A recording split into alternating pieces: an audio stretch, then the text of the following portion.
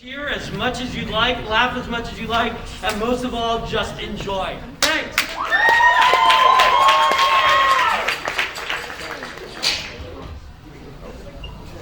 Every who down in Whoville liked Christmas a lot.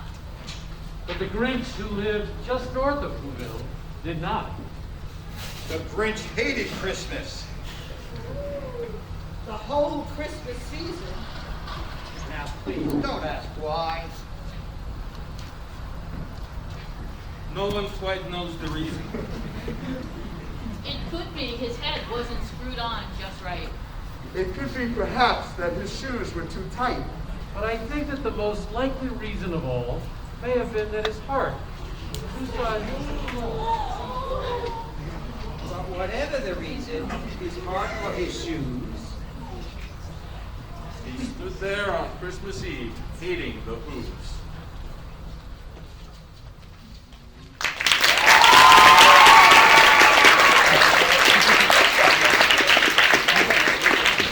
Staring down from his cave with a sour, Grinchy frown at the warm lighted windows below in their town. For he knew every who down in Whoville beneath was busy now hanging a mistletoe wreath. And they're hanging their stockings. He snarled with a sneer. Tomorrow is Christmas. It's practically here. Then he growled with his Grinch fingers nervously drumming. I must find some way to stop Christmas from coming. For tomorrow he knew all the Who girls and boys would wake bright and early. They'd rush for their toys. And then all of the noise. Oh, the noise! Noise. Noise! noise, The one thing he hated. The noise. Then the Who's, young and old, would sit down to a feast. And they feast. And they feast. And they feast. feast, Feast! Feast. Feast! They would feast on Who pudding and rare Who roast beef, which was something the Grinch couldn't stand in the least. And then they'd do something he liked least of all. Every who down in Whoville, the tall and the small, would stand close together with Christmas bells ringing. They'd stand hand in hand, and the who's would start singing.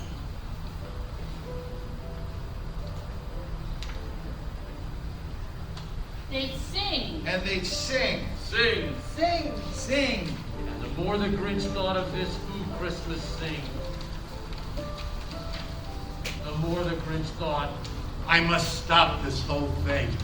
Why, for 53 years I've put up with it now. I must stop this Christmas from coming. But how? And then he got an idea. An awful idea. The Grinch got a wonderful, awful idea. I know just what to do. the Grinch laughed in his throat. And he made a quick Santa Claus hat. And he chuckled and clucked. What a great Grinch trick. With this coat and this hat, I'll look just like Saint Nick.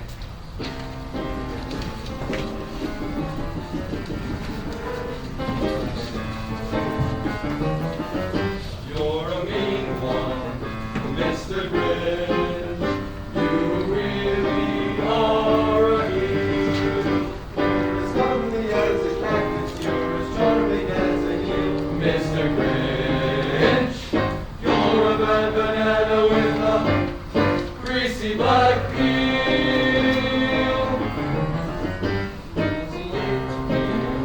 Mr. Grinch, your heart's an empty hole. Plain as full as white as you got garlic in your soul. Mr. Grinch, I wouldn't touch you with a 39.5-foot pole.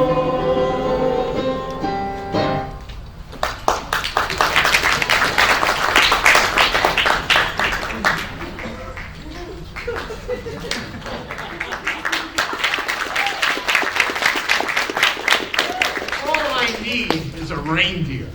The Grinch looked around, but since reindeer are scarce, there were none to be found. Did that stop the old Grinch? No. The Grinch simply said, If I can't find a reindeer, I'll make one instead. So he called his dog Max. Max! Max! And he took some red thread and he tied a big horn on the top of the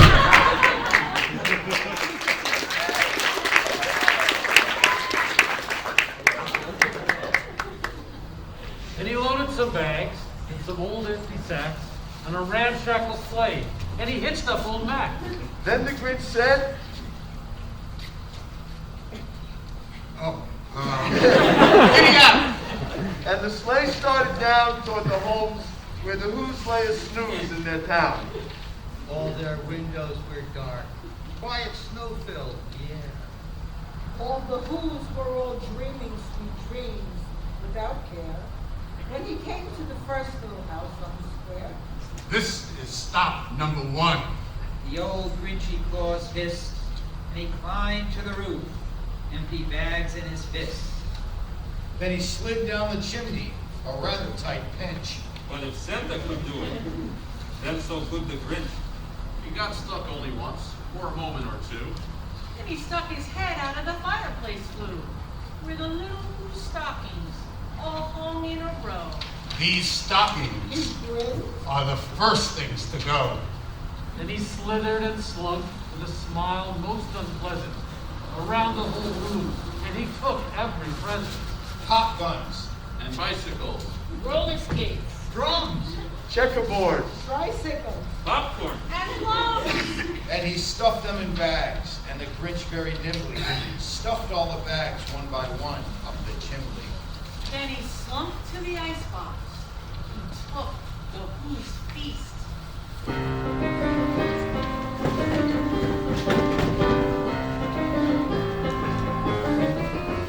You're a foul one, Mr. Grinch. You're a nasty, nasty snob.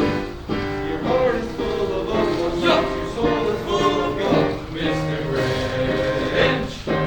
The 3 words that best describe you are as follows, and I quote: stink, stank, stunk.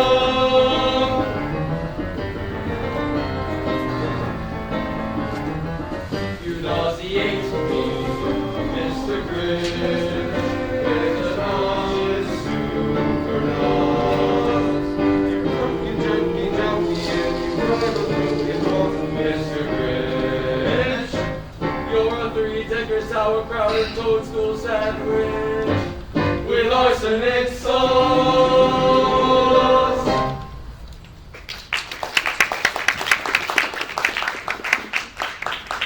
He took the Who pudding. He took the roast beef. he cleaned out the icebox, as quick as a flash. Why, that Grinch even took their last can of Who half. Then he stuffed all the food up the chimney with glee. And now Grinned the Grinch. I will stuff up the tree. And the Grinch grabbed the tree, and he started to shove. When he heard a small sound, like the coo of a dove. He turned around fast and saw a small Who. Little Cindy Lou Who, who was no more than 2. The Grinch had been caught by this tiny Who daughter, who got out of bed for a cup of cold water. she stared at the Grinch and said, Santa Claus, why? Why have you taken our Christmas tree? Why? But you know that old Grinch was so smart and so slick. He thought up a lie and he thought it up quick. Why, my sweet little tot, The fake Santa Claus lied. there's a light on this tree that won't light on one side. So I'm taking it home to my workshop, my dear. I'll fix it up there, then I'll bring it back here. and his big fooled child. Then he patted her head. And he got her a drink, and he sent her to bed. And when Cindy Lou Who went to bed with her cub, he went to the chimney and stuffed the tree. Then the last thing he took was the log for their fire. Then he went up the chimney himself, the old liar. On their walls he left nothing but hooks and some wire. And the one speck of food that he left in the house was a crumb that was even too small for a mouse. Then he did the same thing to the other Who's houses, leaving crumbs much too small for the other Who's houses. It was dawn, all the Who's still in bed. All the Who's still asleep when he packed up his sled. Packed it with their presents. The ribbons, The wrappings, The tags, And the tinsel. the trimmings, The trappings. 3,000 feet up the side of Mount Crumpet, he rode with his load to the tip top to dump it. Who to the Who's? He was graciously humming. They're finding out now that no Christmas is coming. They're just waking up. I know just what they'll do. Their mouths will hang open a minute or two. Then the Who's down in Whoville will all cry boo-hoo. That's a noise Grinning the Grinch. that I simply must hear. So he paused, and the Grinch put his hand to his ear. And he did hear a sound ringing over the snow. It started in low, and it started to grow. but the sound wasn't sad. Why, this sound sounded merry. It couldn't be so, but it was merry, very. He stared down at Whoville. The Grinch popped his eyes. Then he shook. What he saw was a shocking surprise. every Who down in Whoville, the tall and the small, was singing without any presents at all. He hadn't stopped Christmas from coming. It came. Somehow or other, it came just the same. And the Grinch, with his Grinch feet ice cold in the snow, stood puzzling and puzzling. How could it be so? It came without ribbons. It came without tags. It came without packages, boxes, or bags. And he puzzled 3 hours till his puzzler was sore. then the Grinch thought of something he had before. Make it Christmas. Doesn't come from a store. Maybe Christmas, perhaps, means a little bit more.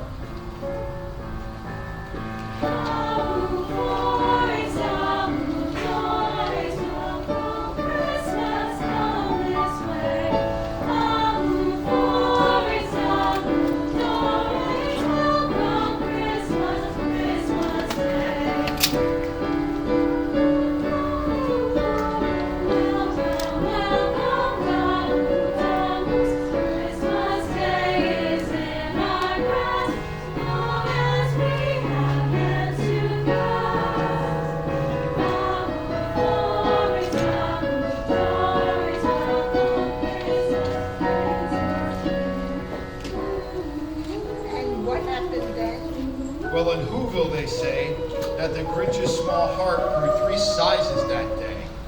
And the minute his heart didn't feel quite so tight, he whizzed with his load through the bright morning light. And he brought back the toys. And the food for the feast. And He himself, the Grinch, carved the roast beast.